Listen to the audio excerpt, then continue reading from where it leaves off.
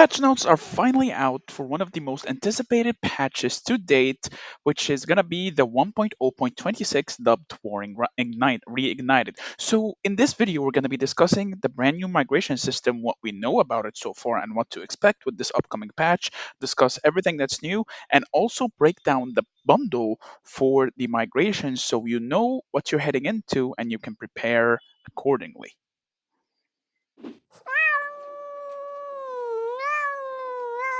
What's up guys, Meower here back with a brand new Call of Dragons video. So we finally got a lot of new information about what's to come for the migration, the upcoming patch, and everything in between. So before I blamble too much and go off topic, here's how the structure of this video is going to go.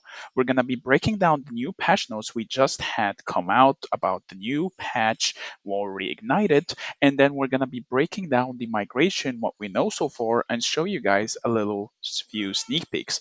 But as a disclaimer, before I get this video started, and of course, I will say this disclaimer again. When I reach the migration, everything that I say will be always subject to change, and none of it is official until it is in the game. So again, that's all information from customer service. So there's nothing that I brought out of my head or anything. It's all information from customer service about what we know so far. And of course, everything is said is always subject to change until it's in the game. So with that being said, drop the like, subscribe, and let's get started. So starting off, we have a brand new season of Strife. Strife, Season of Strife, pretty much. So the patch, of course, will come out on the next Thursday, which is going to be the 19th, not Thursday of tomorrow, Thursday next week. It's going to be on 19th of June, so pretty close, pretty close. So it says as follows: the battle awaits who will emerge victorious. From June 28th, players who have completed 3 or more seasons will return to the home realm at the end of the current season and begin registration for Season of Strife. So if you have completed 3 seasons or more, such as me, you're pretty much going to be eligible to register for Season of Strife. The process consists of 4 phases: preview, registration, matchmaking, and exhibition. Exhibition is new, I think. I think that's pretty much the start of the season, but we'll see. Yeah, it's the start of the season pretty much. When the process ends, you will enter the season you have registered for. We still don't know what the map is gonna be for Season of Strife, so we'll have to wait and see if it's gonna be a new map, because we don't know yet, right? So we'll have to wait and see if it's a new map or if it's just a mix up of the old maps we have. None of it is mentioned yet, and when I reached out to CS, they said they cannot disclose anything about the map, so it's all up in the air so far. But anyway, moving on. The High King can select the Season of Strife for their realm. Once they have selected and registered for Season of Strife, all players in the realm will be considered to have registered. So in order to register, you just need to have your R5 do it, the one that controls the dragon pretty much. After registration ends, High King will be unable to change the Season of Strife. Realms registered in the same season will be matched with each other according to the rules. Each season contains multiple camps, with each camp consisting of multiple realms. Of course, this will all depend on matchmaking. If a realm fails to register for Season of Strife 3 times in a row, they will be automatically registered for a random Season of Strife next registration period. So if you do not register for 3 seasons in a row, you're going to be forced to register for a fourth one, pretty much, which is pretty nice. I do like this system. We'll have to see how matchmaking goes, of course, and how matchmaking expands to include more and more servers. Anyway, number 2, a smoother route for prosperity. The new migration system is now online. Migration is now freer and more wide ranging. After the S1 season summary, players can migrate to any server in the same season that has yet to enter Season of Strife. Check the updated. Wait, what? Oh, so if you haven't entered Season of Strife, you can migrate to any season that haven't, but if you are in it, you can only migrate within those seasons, pretty much, which is pretty nice. It's pretty much like the Season of Conquest system, like in Rise of Kingdoms, I guess. But anyway, now that we've reached migration, there are some details that you need to know about the upcoming migration system. Of course, everything is subject to change. The bundle will be for $385, refreshing monthly for 60 tickets, meaning you can migrate immediately once it is out. As you can see from discussion with customer service, the bundle will be 60 for $385 with 5 levels, and this refreshes at the start of each month. The second part this that you need to know is that migration cooldown will be 90 days per player, meaning you can only migrate once every 90 days.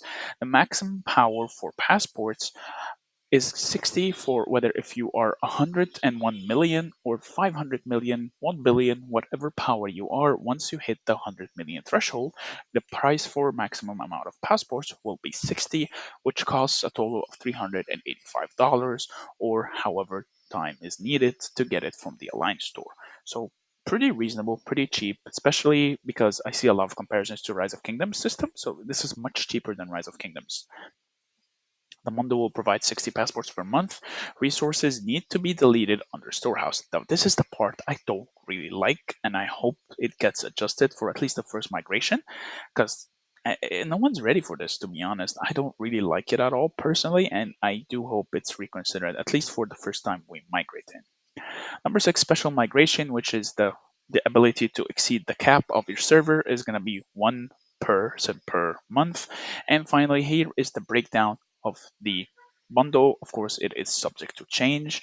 The $5 will include one passport, $10 will include two passports. $20 will include four passports, $50 will include 88 passports, and then 100 is 15, 15, 15 for a total of 385 for 60 passports.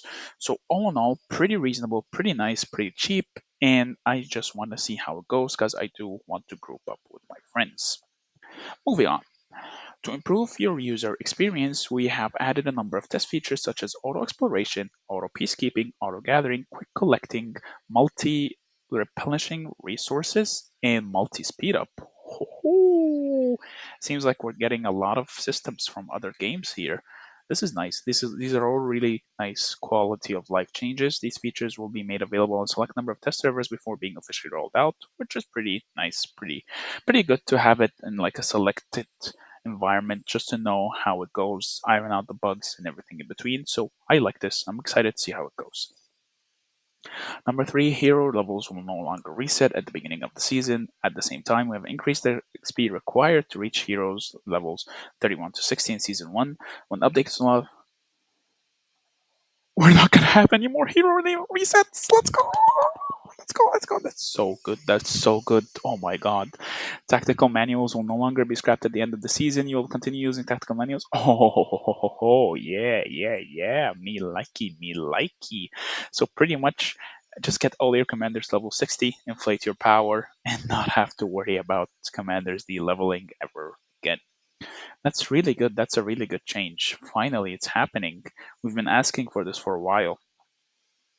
Number five, once your city reaches level 4 and possesses over 100 keys, you can choose to open all chests in the hero recruitment screen. So, for example, I have almost 2,000, so I can just press one button here and open all the keys. That's pretty nice. I'll make for a good clip.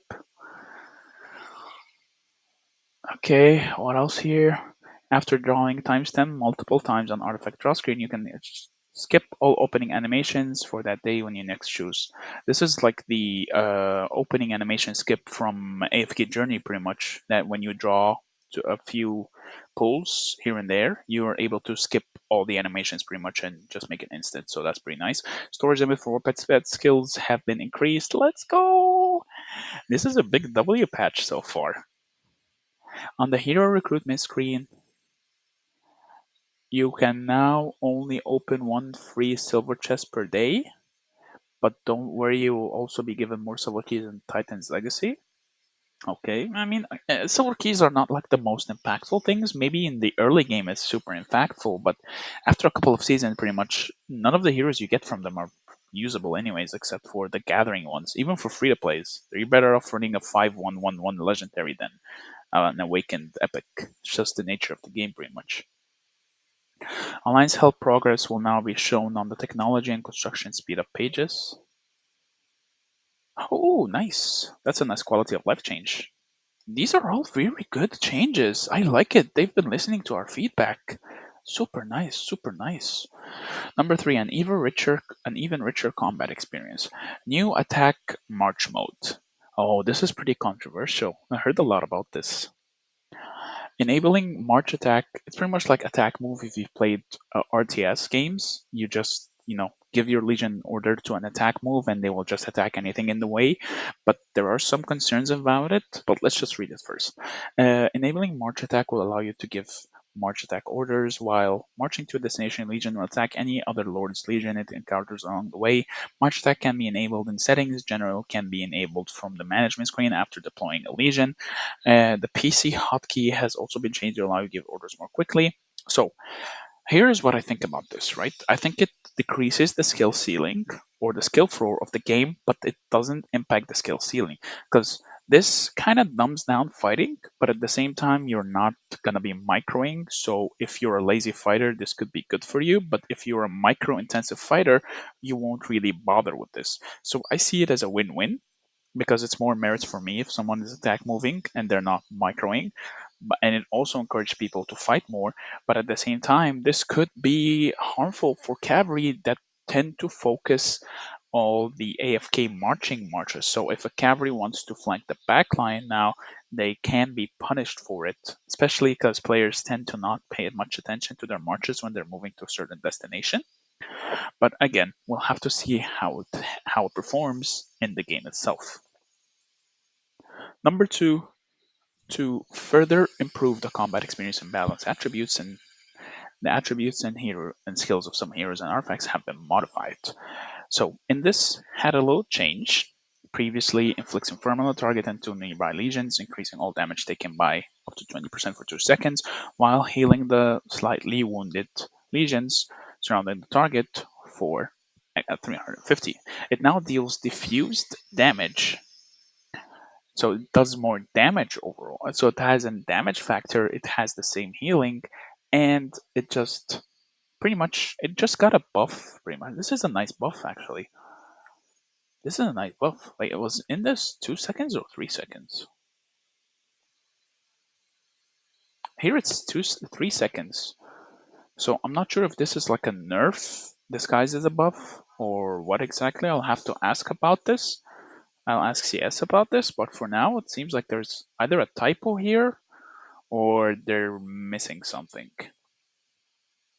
But this is an interesting change. This pushes Indus more to be viable with mages as well. Especially we can see free to play players now run stuff like Velen Indus more comfortably on mages. So this is nice. This is a good change. Previously it increases the HP as it is and maximum legion capacity just changed pretty much the order. I don't know if that means it's more legions overall or less. I'll ask around and see. Oaken order flicks infirm. Wait. Oh, this is the Awakened. Oh, the Awakened got nerfed. I see now. It's because I have it Awakened. Wait, so the Awakened got a nerf? Why? Keep it 3 seconds, but keep the damage factor. Maybe lower the damage factor to 500, but keep the Infirm duration pretty much. Huh. That's one less turn without Infirm, which is arguably the most broken debuff in the game. Anyway, moving on. For Nika Assassin's Coven, just a nice quality of life change. Increases peacekeeping and gains extra XP while peacekeeping. That's nice. That's a really good change. Bakshi as well, since weakness deals more damage to peacekeeping, but he also gets more XP while peacekeeping. And now Alistar, one of the most useless commanders in the game. Period. Is that even his rage skill? That is his rage skill. Previously deals damage to the target legion and two nearby. Wait, he's even AoE? I didn't know that.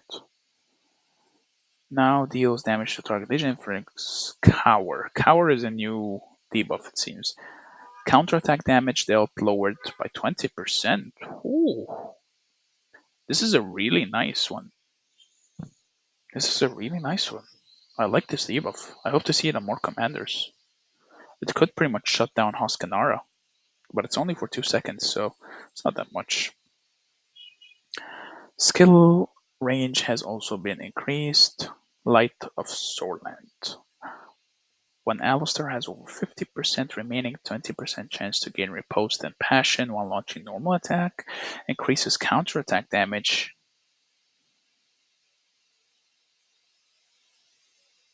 So what's the difference? Oh, it's now permanent. So instead of having a chance, it's permanent for Alistair. I mean, Commander's still useless anyways, because two of the best cavalry heroes can be obtained free to play anyways, so why would you bother with a useless hero like him? Still one of the worst heroes. Doesn't matter. Plus, he's an epic pretty much, so he will fall off quickly. Bakar got a change as well. Bakar is pretty good in season one at least. Before you have access to Madeline, he's pretty good when paired with Nika or Garwood even, because he does a considerable amount of damage. Changed Bakar's skills. Grey Claw Fury. Deals damage to a target legion, grants Bakar rampage damage dealt 20%. What? It's pretty high. So now it's AoE, but diffused, still 600, and still the damage dealt increase. Ah, that's alright, I guess.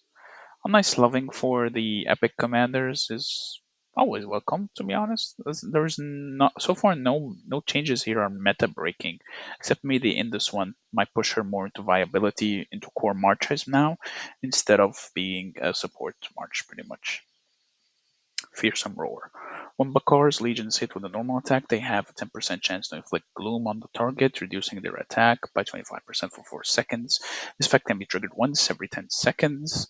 Now, Bakar's legions hit with a normal attack, they have 20% chance to inflict gloom on the target, reducing their attack by XYZ up to 25%.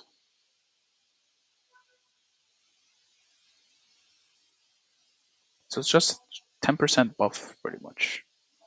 Okay. Last ditch. So Bakar just had got buffs all across the board. Now he has permanent bleed when he is counterattacking under 50% troops. Okay. Oh, that's nice. That's nice. Eliana got the peacekeeping buff that Bakshi and Nika got. Extra 20%. That's nice. Craig got an engineering buff for destruction as well. Okay. And then artifacts. Change Staff of Prophet. Artifact skill, previously 8-hour cooldown, select a friendly legion within the current region and within alliance territory. After 15 seconds, charge up your legion, and up to 5 legions are teleported. Now your legion will be prioritized for teleportation ahead of any other friendly legions. The cooldown is now down to 3 hours. Oh, nice. So now leveling up only affects cooldown. This is a nice buff for Staff of the Prophet. I like it. This is a really good buff. I really like this change. Good direction for this change. Good direction. The target within alliance territory greatly reduced. This is a really good change, actually. This is a really good change. Does this open it up to all targets now? Doesn't have to be in cooldown in alliance territory. If that's the case, this opens up a lot of new strategies that we can see people start to implement with it, especially for builders and destroyers above cliffs and bridges and all that stuff. Oh, this is a really good change. Okay, I'll take it. Now, Wolfwoman of Haler got a little buff here as well. Teleports by 24 range, then returns when the skill is cast or 15 seconds after casting. Now select an empty area within range, teleport that after 15 seconds later or when skill is recast. So it's the same, but pretty much got a Storm Arrows buff. So it's essentially Storm Arrows, but it returns your Legion back. It's basically Storm Arrows. Okay, okay. It's Storm Arrows pretty much. Now, Ancient Tree Roots, instead of capacity to gather speed, nice. Springs of Silence got a big buff. It has a 60% slow from 20%. Oof, oof, oof. 60% is huge, but it's still trash artifact anyways, but 60% is huge. Greymoor's Hammer, artifact skill, diffuse damage for up to 5 legions at level 5, from a 2-second stun to a 4-second stun. Big. That's actually pretty big. I like that change. I like they're pushing some of the weaker artifacts up there. That's really good. This pretty much makes Greymore's Hammer the second best engaging infantry artifact after the Spiritborn Toric. So, because it was always up for debate between the uh, Dragon Scale Armor or the Greymore's Hammer. Now, pretty much Greymore's Hammer is a better engage tool for them. Next up, improved Dragon Trail user experience. Adjusted unlock conditions for auto battle is now unlocked after beating stage 5, previously stage 20. Nice. Auto battle is now available for dark creature stages. Nice. I don't have no idea what auto battle is, to be honest, because I finished my Dragon Trail ages ago. Added a new auto challenge feature, enabling auto challenge will allow you to automatically enter the next stage after beating your current stage. Okay, so this is just an AFK feature. If you want to go AFK and auto battle, pretty much it will just keep going. That's nice. A lot of nice changes happening. Improving scoring rules for Ancestor Supreme statues. Yes. No more cheesing. No more cheesing, baby. Oh. Now only one of the parties needs to be within the statue range to either side to score points by gaining merit. That's nice. You can now not be punished for standing in the circle and people are not in the circle anymore. This is a really good change. It pretty much fixes what's the issue with statues, and we can see more aggressive fights now for control of the occupation points. Number 5, dynamic difficulty for Behemoths. When the Behemoth later opens. Okay, this is nice for the weaker alliances. I wonder if this affects elite raids as well. Okay. Number 4, a more accessible map. It improved flip speed for divination cards when scouting. Allow you to reap more easily the rewards of getting your success. I can't remember when the last time I scouted a map. I think that was during the launch of Season 2. Number 2, when searching for Darkling Legions, Belleron forces the maximum highest level. The search is now set as the highest level of the unit you can launch an attack against. Nice. So this is a nice quality of life change, so that when the first time you attack some Darklings, if you're new to the map, you have to go from level 1 to all the way to level 45, so you can get the first occupation kills. So that's a nice change. That's a nice quality of life change. Where were we? This is a long patch note, by the way. I think this could be the biggest patch notes we've ever had. When searching for Darkling Legions, Belleron forces. Okay, we've had this. Number 5, more enjoyable events. Summer's here and the Summer Soiree event series is coming soon. Incredible rewards, holiday exclusive city skins, avatar frames, and nameplates await you. So the usual.